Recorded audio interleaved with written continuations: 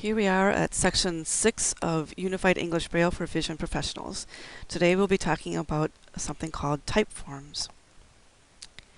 First, some terminology to get us started. We've talked a little bit about nesting. Today we're going to be talking about it quite a bit more. Nesting is the practice of closing indicators in the reverse order of opening. So that means we're going to do sort of this concentric circle bullseye effect with our indicators. And we've also talked a little bit about text elements when we talked about capitalization. And that is defined as a section of text normally read as a unit, such as a single paragraph, a single heading at any level, a single item in a list or outline, a stanza of a poem, or other comparable unit, something like that. But we're not talking about pages or lines in the physical sense that just land where they land just because of space. So we're not talking about things that are created simply just as an accident of print formatting because that's where it fit. Okay, typeforms. There are 4 predefined typeform indicators in UEB. They follow the prefix and root construction, which we are now familiar with. The 4 typeforms that UEB addresses directly is italics, bold, underline, and script. So we have 4 prefixes that always mean those things. So italic is that's 4-6, which is what we've had all along. So thank goodness that's unchanged. Bold is represented with a B on the other side of the cell. So that's easy enough to remember. Underline is that's 4-5-6, and if you know ASCII code, you can remember that. If you don't, it looks like an L for underline on the right-hand part of the cell, and script is just a .4. Our roots then are going to show the extent of the extent of the typeform. The prefix showed us what the typeform is, and then our root is going to show us how far it goes. So we have our familiar breakdown with symbol, word, passage, and the terminator. The symbol is .23, word is .2, and the passage is 2, 3, 5, 6. Terminator is our familiar .3. So now we put these together in the various combinations that we would need. The UEB rulebook lists all 16 of these in a list format. To me, that looks very daunting. It looks like we have to memorize 16 different symbols, and really we don't. We just have to put the 4 typeform indicators together with the prefix and the extent together, and then we get our chart with our 16 symbols. So going across the first row, we have our italic indicators. Italic is indicated with .4-6, and then we have our extent, which is only going to go for the symbol in this column, so dots 2 and 3. If we want to indicate that an entire word or symbol sequence is in italics, then we still have our .4-6. The extent is shown with the .2. Our passage is 4-6 and 2, 3, 4, 5, 6. And our terminator is what's being terminated. That's dots 4-6, and then our little .3 to terminate it. So you'll notice that the prefix is all the same going across that row. It's just showing you the extent of the italics that changes. And on down through bold, underline, and script, they follow the same pattern. Then if you look at the columns, the extent stays the same, but it's the prefix that changes. So again, if you have a symbol, you just use the symbol indicator, which is dots 2, 3, and then you show what what kind of typeform it is. Typeface is what we called it before. Typeform, and then the extent of the typeform in UEB.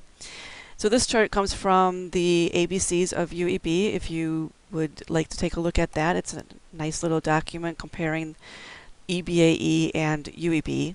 It doesn't show every single difference, but it shows the essentials to get you started if you want just a quick reference. So typeforms are dealt with in section 9 of the UEB rulebook. We just said that UEB covers 4 type forms. Well, what if you have something else?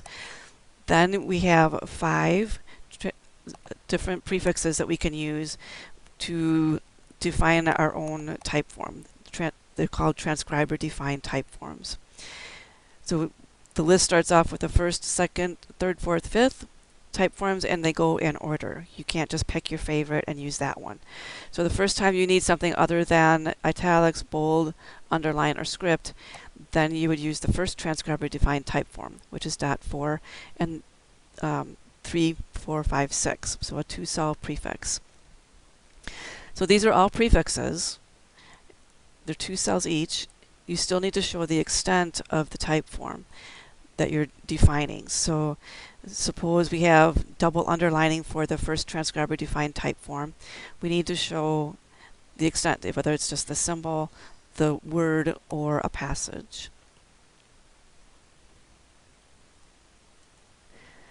These transcriber-defined type forms need to be identified on your special symbols page if you are doing an entire textbook, or maybe just handing a separate sheet of special symbols for a stack of worksheets.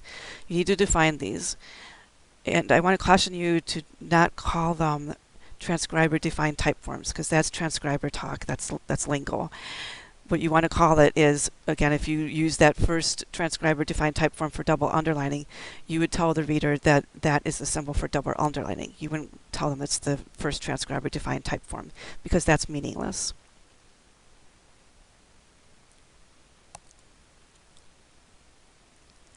We still have to follow the guidelines of using type forms only for emphasis or distinction. We're not going to use them just because that's the way something looks. We need to have a reason for using the type forms. Recall from session 1 that there are symbols and punctuation that do not affect standing alone status. Typeform indicators were mentioned then, even though you didn't know what they were, but now you do. So typeform indicators and terminators are included in that list of things that do not affect standing alone status. They have upper dots and do affect whether or not lower cell contractions can be used. If you remember, some of those lower signs had the rule that if they were in contact with an upper dot, then they could be used. So this comes into play here. Typeforms do affect whether or not lower cell contractions can be used. A typeform symbol indicator sets the designated type form for the next letter or symbol. And here are some examples. We can use these type forms with anything. It doesn't have to be just letters. So that's really the beauty of this. In fact, this is where, for me anyway, this was the turning point where I started to think, maybe I can handle this UEB. Maybe it's not so bad. This is a little bright spot for me. So hopefully it will be for you as well. So our first example then, with 8 chickens, we can italicize that 8 without any issues. And we're saying italics with dots 4, 6, and that it only affects the next symbol with dots 2 and 3. The next example, story, we have our underline indicator, dots 4, 5, 6, and then our symbol indicator, dot 2, 3, to underline just the Y. In the old code, if you remember, we had to spell everything out. We had to uncontract anything that was emphasized in the middle of things, and we only used italics, dots 4, 6. That, of course, made things look like the final letter contractions, dot 4, 6, S, or that sort of thing. And so that's why we had to spell things out, because dot 4, 6 also were used for contractions. With UEB, we have entirely different symbols, very distinct symbols, and we've already told the reader that it only affects that symbol, so we don't have to terminate with anything. All of that makes for a much simpler, much cleaner way of showing emphasis in partial emphasis within symbol sequences. So this is really quite slick, I think. All right, our next example. 24 should be 34. The 3 is underlined. So we have 24, just regular numeric mode indicator, 24 should be, and then our underline indicator, and the symbol indicator, dots 2, 3. And since we have said that it's only the next symbol, it's understood that only the 3 is in underline status. The 4 is not. It's just regular. Bright blue ball Each of the B's are in boldface there. So we have our boldface indicator, then our symbol indicator, that's considered a unit in UEB, and then the word bright. But it's understood that only the B is in bold because we told the reader that this is a symbol indicator for the bold typeform. So we can use that, and then we can contract the rest of the word because we've already said that only the B is affected, and that unit, that symbol, that's 4, 5, and then 2, 3 can't be confused with anything else like the old italic indicator could. So we can go ahead and use contractions. And then blue and ball continue on with that same pattern with our bold indicator, symbol indicator, and the words. We can even do this with punctuation. Our last example on the screen is 27.9. They're emphasizing the point there. They want to underline it. So we have 2-7. And then our underline indicator, symbol indicator, point. And because we have that typeform indicator there, that is not one of the things that numeric mode carries through. So numeric mode is just terminated with that. Then we have our period. So we have to start again with numeric mode there for the 9. More examples. Punctuation again. The punctuation in the first example on this screen, screen 8, is in bold. So we are going to indicate that with our bold indicators and symbol indicator.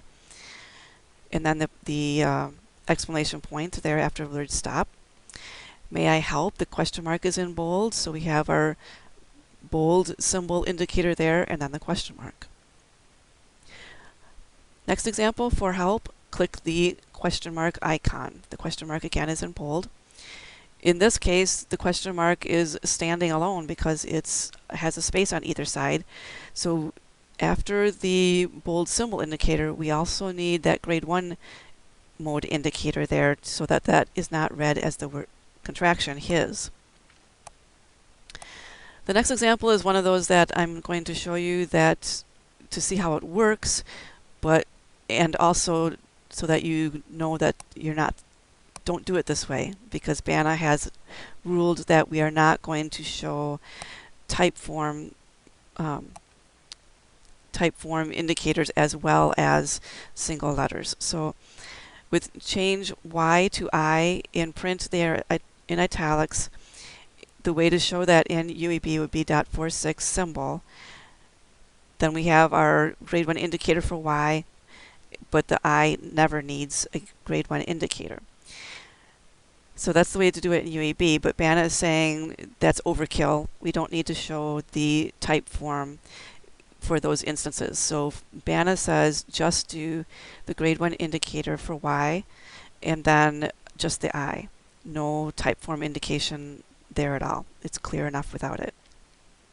But I wanted to show you that so you can make a note to yourself because it is in the UEB rulebook, and so you might be confused if you were looking up examples. So make a note to yourself that does not follow BANA ruling. The BANA ruling is to not show the type form indicator. Okay, the last example on this screen is 55, not 56. The second 5 and 55 is in bold, and the 6 and 56 is in bold. Remember, our typeform indicators terminate numeric mode. So when we have 5 in our bold symbol indicator, we have to start up numeric mode again for the second 5. The same with 56. We have a numeric indicator 5. It terminates with that bold symbol typeform indicator. So we have to start up numeric mode again for the numeral 6.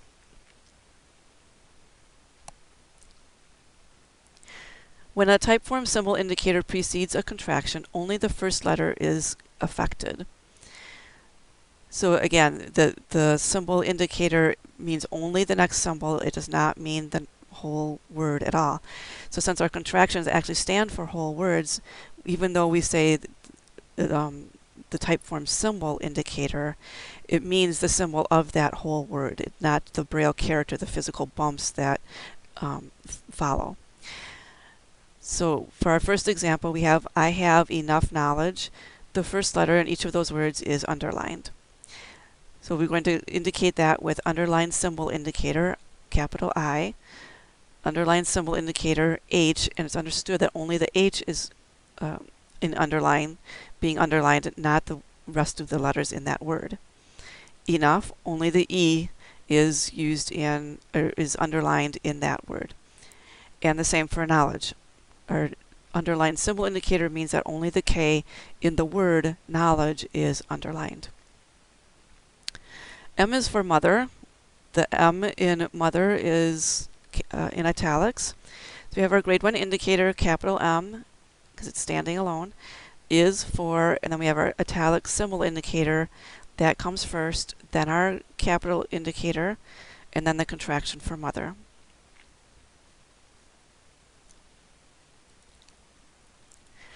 If any letter of a contraction other than the first is preceded by a Typeform symbol indicator, the contraction is not used. So going with our mother example again, our first instance here, only the R is in bold. So we can't use the whole word contraction for mother because we have a specific letter within the word mother that is being bolded. So we can't use that whole contraction. We can, however, use the THE and then bold the R. If the T were in bold, then we can use the symbol indicator. Remember, only the first letter of a contraction is in that typeface when we say a symbol indicator. So we have bold symbol indicator. That means only the T is in bold there. The H and E within that contraction are not. And then we just have our R standing there. The next example, the E is in bold, and so we can't use THE because the E within that contraction is being bolded. So but we can use the TH. So we have TH, and then we can use ER because again, only the first letter of this contraction is in bold. So, and we've said that with our bold symbol indicator.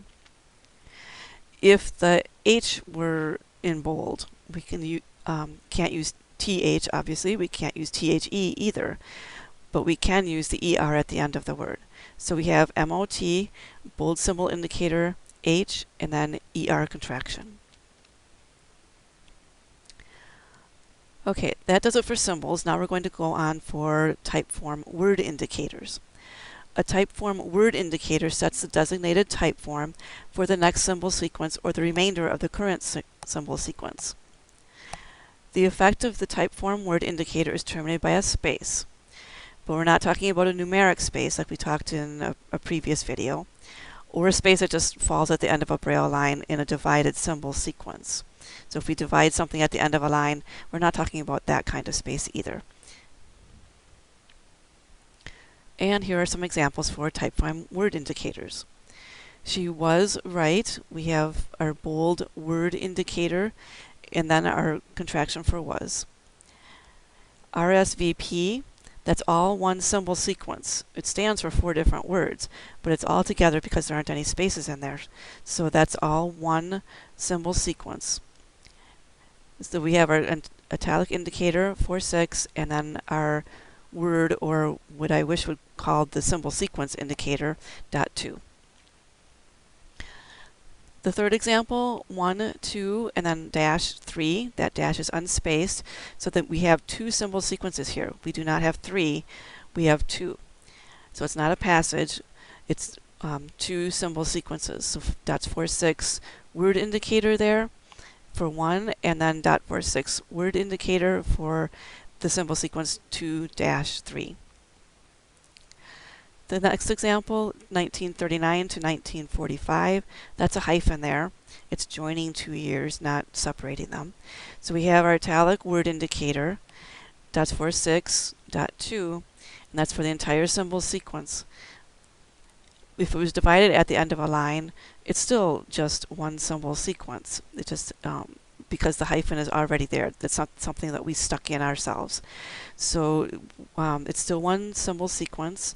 So we have our dot 46 dot 2, and that carries through to the hyphen and to the next line. We don't have to repeat the dot 46 and then 2 for the second year because it would have been joined if there had been space. More examples. On the paper was written 555-1982. The 555-1982 is in script, and so we show that with our dot 4, and this is a single number, presumably it's a phone number, so we have dot 4 word indicator because it's all one number. That's not two separate numbers. Then we have our numeric mode indicator, 555, our numeric space indicator, and then 1982. The next example, 13.86666, unspaced ellipses. So the 4 sixes, 6666, are in bold. So we have our numeric indicator 13 dot or point 8. So the numeric mode carries through the point. Then we're indicating bold word because the rest of that is now in bold. And that bold indicator there terminates numeric mode. So we have to start up numeric mode again for the 6s. And then we have an unspaced ellipsis there. Tsunami shows that we can have more than one type form going on. Tsunami is in bold. It's also in italics. So we have our bold indicator there and the word indicator, our italic indicator, and again the word indicators, telling the reader that the entire word is in bold and in italics.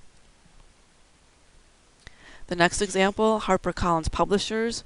It's all smashed together, and the word publishers is in italics. So we braille HarperCollins, just straightforward there. Then we have our italic indicator, dot 46, word indicator is our root, with dot 2 there, and then it carries on with the capital P publishers. Stories is our last example on the screen.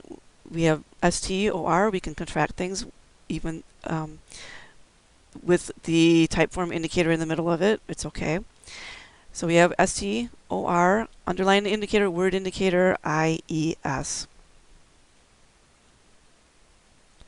Suppose though that the typeform stops in the middle of a word. Maybe it begins at it could begin at the beginning of a word or in the middle of a word, but in both of those situations, if it stops in the middle of a word, what do you do then? Well, you just stick in your terminator. So we have here our first example, textbook. Text is in bold, so in book is not. So in the middle of this word textbook, we're stopping the bold-faced type form. So we start off indicating it, bold word, text, bold terminator, that dot 3, and then carry on with the rest of the word book. And or and slash or, and is underlined. So we have our underline word indicator there because and is a word. It's not just a braille word. When we show type forms, we're showing as if they were spelled out words, not just the fact that it's a one-cell braille character. So we have the underline word indicator for and, A and D, then we're terminating it, dots 456, dot 3, slash, or. Syllable emphasis, the first syllable in each of those words in that phrase is underlined. The rest of the word is not. So again, dots 456, dot 2, syllable, syll, and then we have dot 456, terminate it with a dot 3, and then the rest of the word. Same thing for emphasis. We start our underline indicator. It's considered a word with dot 2, not a symbol. So we have more than one symbol being emphasized. So we need to use our word indicator there for EM. Terminate it with dots 456, dot 3, and then the rest of the word. Harper Flamingo Canada, again, 3 words smashed together. Flamingo in the middle of it is in italics. Harper, then we need to indicate our italic word indicator. with dots 4, 6, and then dot 2. Flamingo, terminated, dot 4, 6, dot 3, and then the rest of the word with Canada. The Globe's business section, we have just Globe, not the apostrophe S in italics. So we have italic word indicator, terminated with dot 4, 6, dot 3, and then carry on with our apostrophe S. And now we'll move on to Typeform passage indicators. Here's a passage. Charles Dickens wrote Oliver Twist, Great Expectations, and A Tale of Two Cities. We have two passages going on here. One is Oliver Twist, comma, Great Expectations, and the other is A Tale of Two Cities. So you can see in Braille we have our dot 4, 6 indicating italics, passage indicator indicated with dots 2, 3, 5, 6, and that continues on until we get to the end of our italic passage there after expectations, dots 4, 6, and then dot 3. And then we indicate another passage with A Tale of Two Cities, dots 4, 6, 2, 3, 5, 6, terminated at the end with dot 4, 6, dot 3. Use transcriber-defined typeform indicators for any other typeform other than our italics, bold, underline, or script. When you use transcriber-defined typeforms, you need a transcriber's note identifying what those typeforms are. So presumably, you would have a transcriber's note to explain these typeforms that are in this next example: double underlining, strikeout, dotted underline. By the way, if you're a Braille reader reading this, the TN is, I put in an actual TN explaining these indicators. So the TN is for you. So let's look at our example. Your Monday, we have our transcriber-defined typeform. We needed to use the first one in the list, which is dot 4, and then dots 3, 4, 5, 6. We show the extent with dots 2, 3, saying the next symbol is being affected by this particular typeform, which we've identified in a TN, a transcriber's note, somewhere else. So we have our transcriber-defined typeform symbol indicator. It says that the M is double underlined. The next typeform indicator, the second one that's on that list, was dots 4, 5, and then 3, 4, 5, 6. Our extent we're showing with the word, dot 2. So we're crossing out, and we would have defined this as being the symbol for striking out, or cross out, or whatever you want to call it. So that whole word then is affected by this typeform indicator, which we would have explained is the cross out, the strikeout. Then we have a dotted underline. So we move now to our third transcriber-defined typeform.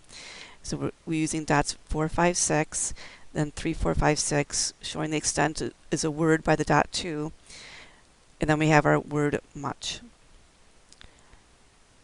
Then we have my is. We've crossed that out. We've already said what we're using for crossing out, and so that we're going back now to dots 4, 5, and then 3, 4, 5. It affects the entire word, so we're indicating that with our dot 2 for is, or my, and then is. Then mine has that dotted underline again, and we've already defined the dotted underline as dots 4, 5, 6, 3, 4, 5, 6. We're showing the extent by the dot 2, which is the word mine. Okay, small capitals. Small capitals are a little unique. They're not a type form. Well, they kind of are. They're difficult to define, actually. So small capitals have the same height as lowercase letters. Small caps as abbreviations and Roman numerals are best transcribed as capitals. So for the first example, we have King Henry VIII. The 8th is done in Roman numerals, VIII. They're in small caps. So in this case, we don't need to, it's not important to know that they're in small caps. So we can use just regular full caps for that. Dot 6, dot 6, and then VIII. PT 109 it's not important to know that the PT is in small caps, so we're just going to go ahead and use our capital indicators there. 11 AM, we have 11, colon, and again, colon terminates numeric mode, so we have our numeric mode indicator again for the minutes, 00, and then AM is just in regular full caps.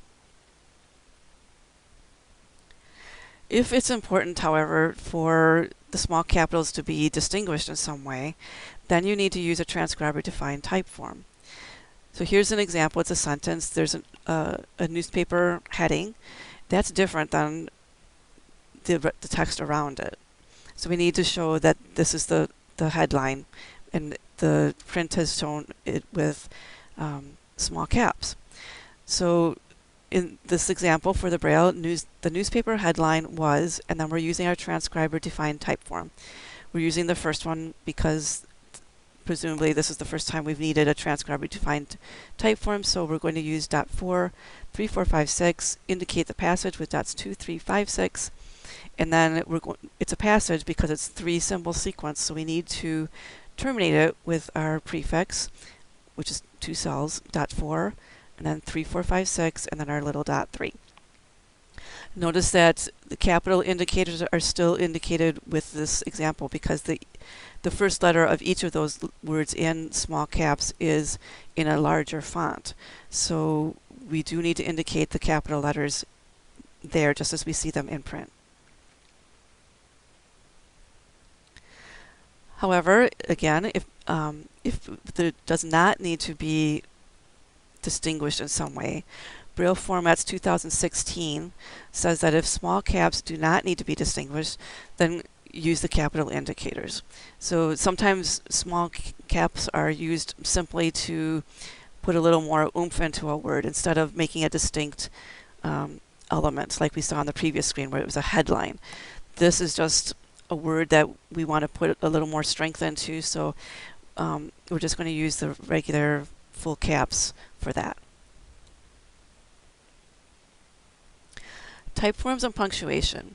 It is preferred that paired characters be nested, that is, close them in reverse order of opening. Our first example, we have plays, parenthesis, such as Romeo and Juliet, parenthesis, and then Romeo and Juliet is in italics. So the parenthesis started first, and then the words such as, and then we used our typeform indicator, the italic passage indicator there. We could put the italic terminator after that parenthesis, but that would look really odd. So we started with a parenthesis, yes, we started with a parenthesis, and then we did it italics.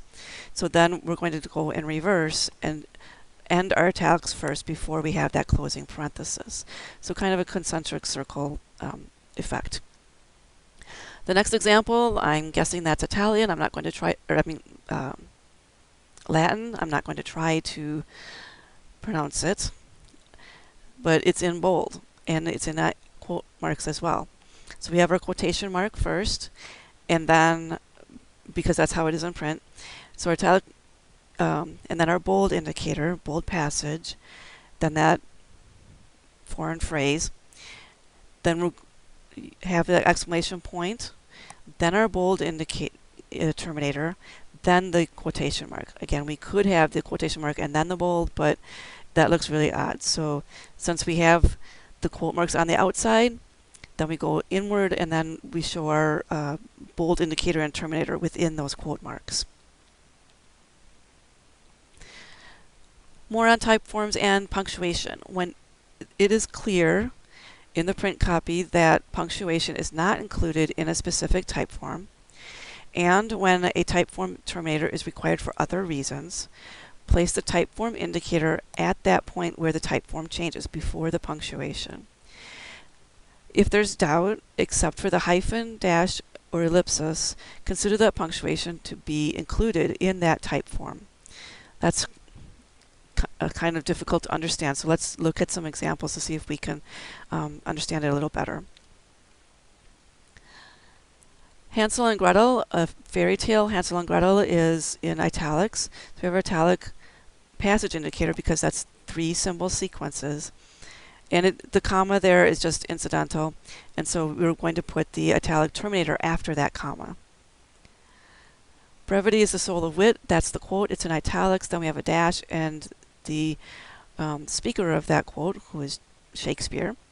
Italic passage indicator, and then our period, italic terminator, and then the dash, because we just said that if there's doubt whether the hyphen, dash, or I've already forgotten what the other one is, ellipsis, then we don't include it. So we have our period, which is included because that's just a common punctuation mark. Then we have .46.3 to terminate, and the dash is outside of that passage. The final example, remember, do unto others spaced ellipsis. So do unto others is in italics. The ellipsis could or could not be, we're not sure, so we're not going to include it in this case. We do still have a passage, however, because we have 3 symbol sequences.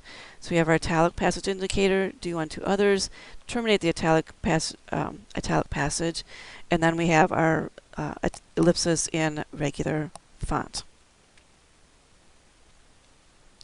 More on typeforms and punctuation. This gets confusing, I know, but again, I want to walk you through it, because if you should find yourself stumbling upon it when you're out looking through the rules, I want you to understand what they're talking about at least a little bit. So that's my goal with this, but don't bite your nails too much on this.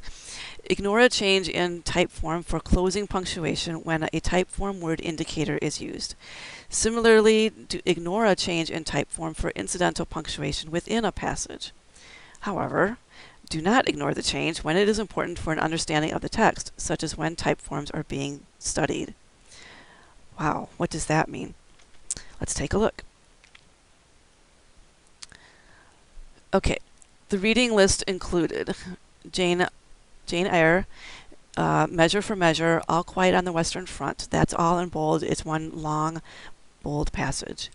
The New York Sunday Times is one underlined passage. Evangeline is in bold again, and then from Winnipeg, the beaver is underlined. So we have a whole bunch of stuff going on, and let's see if we can analyze it. So first we have the reading list included, colon, and then we have our bold passage indicator there for the first 3 titles there that are in bold. And then we terminate it because we're presumably studying fonts. We're seeing which ones need to be bold and which ones need to be underlined. So we didn't do anything with the internal commas, just like that rule said. We're just gliding right over those. But for the ending punctuation, that comma is not included in the boldface, so we are terminating our bold passage before the comma. Then we have an underlined passage, and the same thing happens there. We have underlined passage, and then we're terminating that underlined passage right before the comma because it's at the end.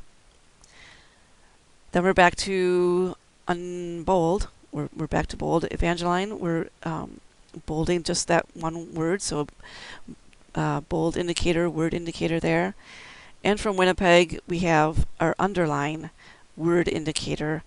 It's only 2 words, the and beaver, so we're using underline word indicators instead of underline passage indicators. And then because that period there is just the end of the sentence, we're including it in that underline. Suppose we have more than one typeform going on. We've already seen a little bit of that with that example of tsunami. But here's another example that's a little more involved. The order for typeform indicators is not prescribed. There's no set way, if italics should come first or bold should come first. It doesn't matter. You just choose which one you'll use first and then nest them. So excuse me, the example, the object of the following sentence is underlined. Lucy Maud Montgomery wrote Anne of Green Gables. So the title, Anne of Green Gables, is italicized because it's a title of a book, but it's also underlined because that's the object of the sentence. So we need to show both of those. So we have our, in this case, it was chosen to use the italic indicator first, italic typeform. So we have dots 4, 6, and then passage. And then we're showing the underline dots 4, 5, 6, which is also a passage, so we have to show that. And then we're going to terminate them in reverse order, again, nesting them. So we had italics first and then underline, so we're going to do it in reverse. When we terminate, underline first and then italics. The bank's dictum, again, that's probably Latin, and followed by English. So the whole dictum is in italics, and the Latin part of it is also in bold. So we're going to, in this case, indicate italics first. That makes sense because we have the whole thing is all in italics, only part of it is also in bold. So we're starting off with italics first, passage, then we have a bold passage. Then we're going to terminate our bold passage after that Latin part of it. And then we're continuing on. Italics is still going on. So italics ends at the end of the whole passage. We've already terminated the bold. With consecutive text elements, we talked a little bit about elements when we talked about capitalization. And here we are again. When transcribing a typeform passage which extends over more than one text element, such as a series of consecutive paragraphs, each text element is preceded by the typeform passage indicator, and the typeform is terminated only at the point where the typeform changes. So here's a whole page of Sim Braille. I just made it up. And there are 3 paragraphs, one of which is only one word. The number of words doesn't matter. It's just that each paragraph gets the repeated treatment of the typeform. So we have our italic passage indicator for the first paragraph. We're not terminating it at the end of the paragraph because that would be, we're still in italics. So we don't want to stop and start when there's no need to. So our next paragraph, we're just reminding the reader that we're still in italics, dot 46, passage, even though it's only one word in that paragraph.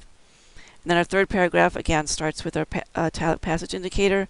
And now at the end of that paragraph, we finally terminate the entire italic passage.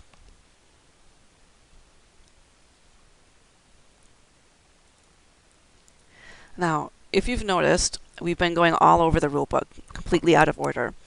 That's because it's a rulebook, not a lesson manual. We started out with contractions, which is actually section 10 of the rulebook.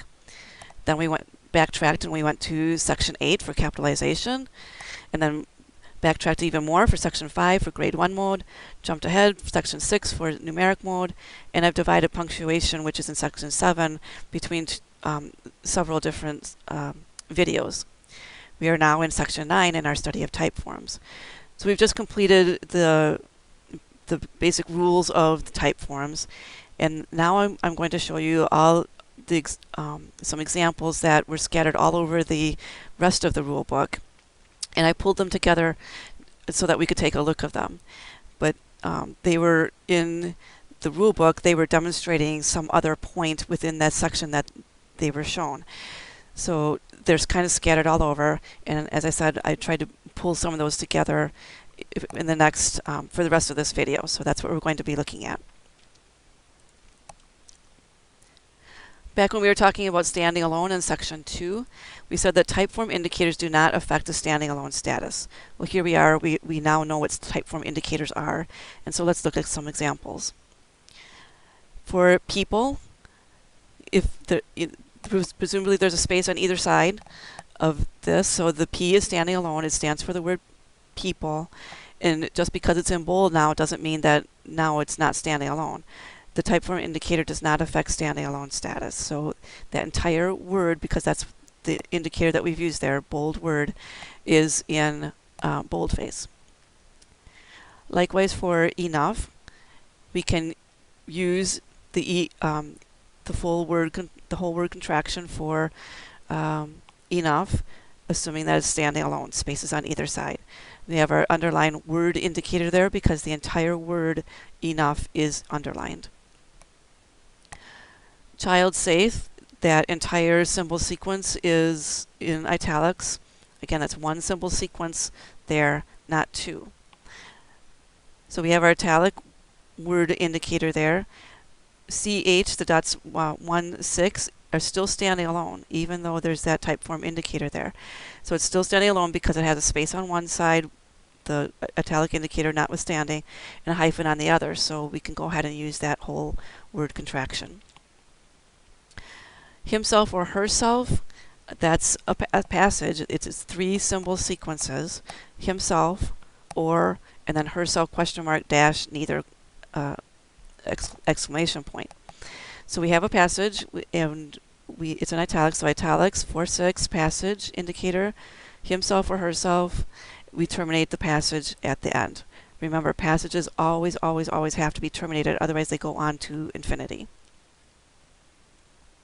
A couple more examples. Your, it's YOU apostrophe RE in all caps and in all in italics. So this is kind of a strung out mess, but this is the way we need to do it. So italic word indicator there, capital word indicator dot 6 dot 6, Y for the word you, then our apostrophe, which terminates the capitals mode but not the italics. So we have to start up italics, or excuse me, capitals again with dot 6 dot 6 and then RE. In quotation marks, we have that's Mr. Little's. Little's is in italics. So we have that's Mr. and then we have italic word indicator. We can use the LL contraction for the short form because it's still standing alone, because short forms can be followed by an apostrophe S, and the italic indicator there does not affect standing alone status. Neither does the capital, neither does the exclamation point, and neither does the quotation mark, because those are punctuation that comes after the short form. So everything's in place the way it should be, which means that we can go ahead and still use that contraction for the short form little. Some examples from our capitalization section in section 8. The effect of a capitalized word indicator is terminated by a space, a single capital letter, a non-alphabetic symbol, or a capitals terminator, but not by a modifier or a ligature indicator. That's a whole bunch of words that mean the capitalized word indicator must be followed by a letter of some kind. Anything else will terminate it, including typeform indicators. So we have our first example here, free form. Free is in all caps. So we have dot 6 dot 6 free. Then form is in bold. We don't need to terminate caps because we just terminated it with our bold face indicator there. So we have dot 4, 5, and then dot 2 indicating the rest of the symbol sequence is in bold, and the word form. We can use contractions there without any issues. The next example, examine, it's all in caps, and the X is also in italics. So because the italic indicator is going to terminate capitals mode, that means all we need to capitalize for this is the E at the beginning.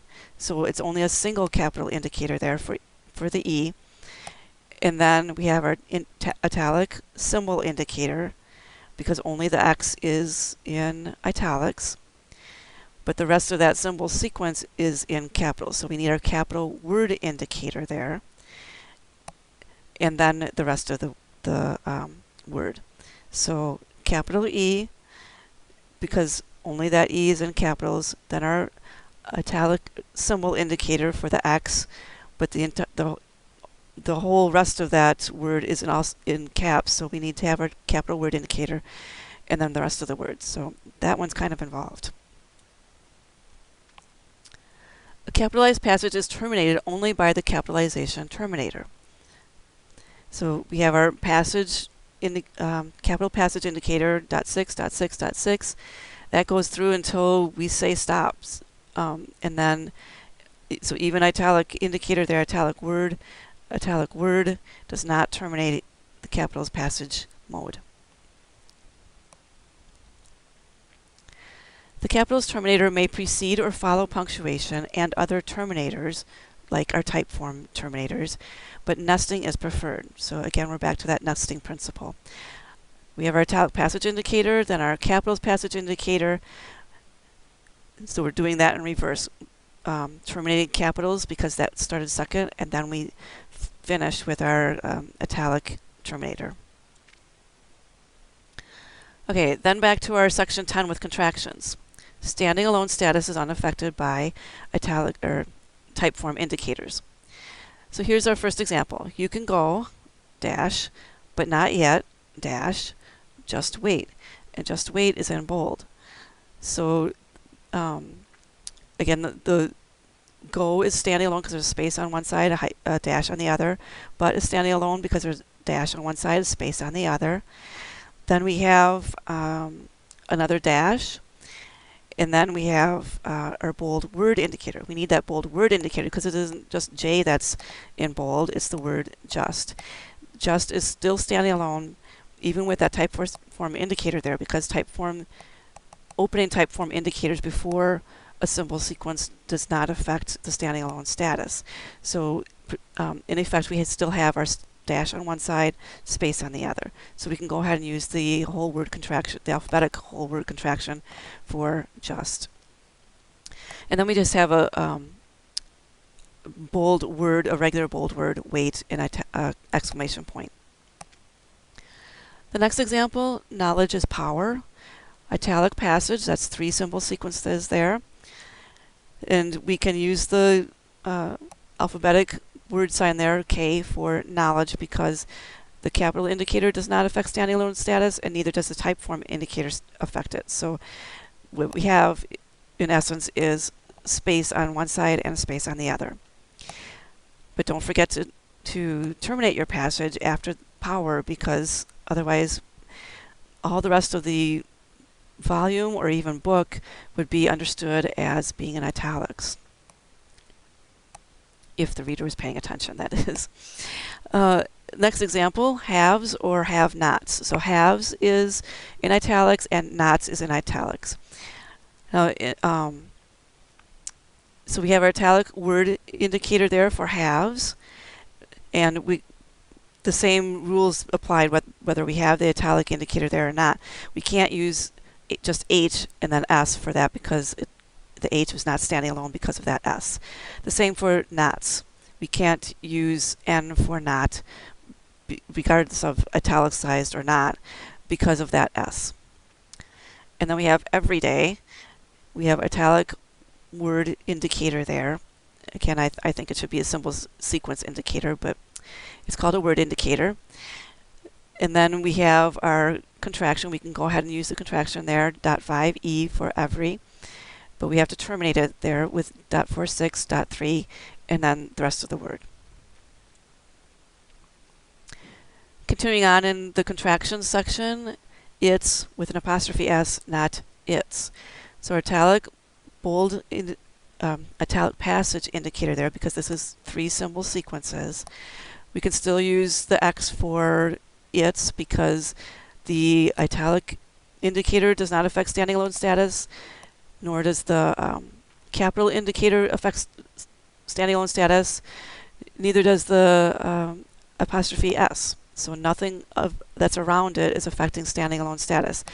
In effect, it's surrounded by a space on one side and a space on the other. So we can go ahead and use that alphabetic word sign. And then we have it's in a quotation marks, and then we have to terminate our passage because, again, otherwise it would carry on to infinity. The next example, I shall still find out which child did this. Child is in bold. It's still standing alone because there's a space on one side and a space on the other. The typeform indicator does not affect anything. Out of the way, all the words are joined with hyphens, so it's 1 symbol sequence. That means if it's italicized, which in this case it is, then italic word indicator, and it carries through all the way through those hyphens all the way to the end. The ing contraction, we need to remember that the beginning of a word is defined as the letter sequence which follows a space, hyphen, or dash. In our first example, we have Browning. Just the I in the ing is in italics. We can still use the ing contraction in that case because we're telling the reader that only the first symbol in that contraction is in italics. If it were the I, or the N, or the G, then we would have to spell out ing. But because it's only the I, which is the first letter in that contraction, we can use the italic symbol indicator in the middle of that word. But if we have Browning with a hyphen in between, now we've just broken up the word, and the ing is now at the beginning of a word as defined by UEB. So now we can't use it for that reason, but we can use the IN contraction. And we use the italic word indicator there because the ing is in italics. Moving on to lower word signs. Typeforms do not affect the standing alone status. They didn't affect it with the alphabetic word signs. They're not going to affect it with lower word signs either. Remember that these may not be in contact with any punctuation. So just because it has an italic indicator or a typeform indicator there, we still need to be aware of whether it's next to punctuation or not. So our first example is just pretty straightforward. That was right. We italic word indicator. We can use the was contraction there without any problems. Be happy. That's two symbol sequences, not a passage yet. And a capital indicator does not affect standing alone status. Neither does the typeform indicator. So we can use the contraction for be there. To be or not to be. Again, there's no period or anything, no punctuation, so we can use the BE contraction for the word be without any issues. We can use it with that final be because the typeform indicator doesn't affect standing alone status. The next example, his, hers, its, we have three symbol sequences. All of them are bold, so we need the passage indicator there. Bold passage, his, again, the typeform indicator does not affect standing alone status, so we can go ahead and use that contraction for his, and then hers, and then its. Even though we have a terminator there, we can still use the X for it. The next example, was that his car? We have that in quotes. Was and his are underlined. So we have our quote mark, a opening quotation mark, and then our italic word, underline word indicator, dots 4, 5, 6, and then dot 2. So we can go ahead and use the was contraction there. We can do that because even though typeform indicators don't affect standing alone status, it does separate it there from the quotation marks, so it's okay to use the contraction. The next example was that his, in this case now is in contact with the quotation marks, so we have to spell it out because the capital indicator does not make a difference there whether we can or cannot use it. So in essence, was is next to that quotation mark. And then his, again, it's next to a question mark, so we can't use the contraction for his. And the italic indicator has no effect whether or not we could. It's the other things that we need to take into consideration. The word signs for enough and in have that special rule, that lower sign rule. The word signs enough and in may be in contact with lower punctuation if the sequence contains an upper dot. Typeforms count. So all the typeforms have an upper dot, so they are going to affect whether or not we can use the word signs for enough and in. Our first example, do you have enough help? Just enough. So the first enough is in italics. So we have our italic word indicator there. It's standing alone with a space on one side and a space on the other. The second enough, normally without that parenthesis, we could not use the full word contraction. We would have to spell it out using our group signs. But in this case, that parenthesis adds an upper dot, and so now we can use that whole word sign for enough. The next example, fade in. We have two words there, italic word indicator, fade, italic word indicator, in. The next example, we have a hyphen and then IN. And normally that would be something that's all in um, the lower cell, so we would have to spell out, but with the italic word indicator there, it gives us an upper dot, and so we can go ahead and use the contraction. And then in the box is pretty straightforward. It's just italic passage indicator because we have 3 symbol sequences, then our capital in and the box, so and terminate that passage. So again, showing that typeform indicators do not affect standing alone status. More on that lower sign rule. Lower group signs can be used in contact with punctuation if the sequence contains an upper dot. So normally we could use the contraction for B, but we'd have to spell out IN because otherwise that whole symbol sequence would have only lower dots. But because we have our italic word indicator there, now we can use both contractions for BE and IN because now we have an upper dot in the symbol sequence. Medial indicators. Medial indicators just mean typeform indicators that are in the middle of a symbol sequence. We just go ahead and follow print, Braille what we see, and follow the indicator rules. So here are some more examples to reinforce that concept, again, from the section dealing with contractions. So we have knowledge. The first syllable is in bold. The second syllable is not. So we have our bold word indicator.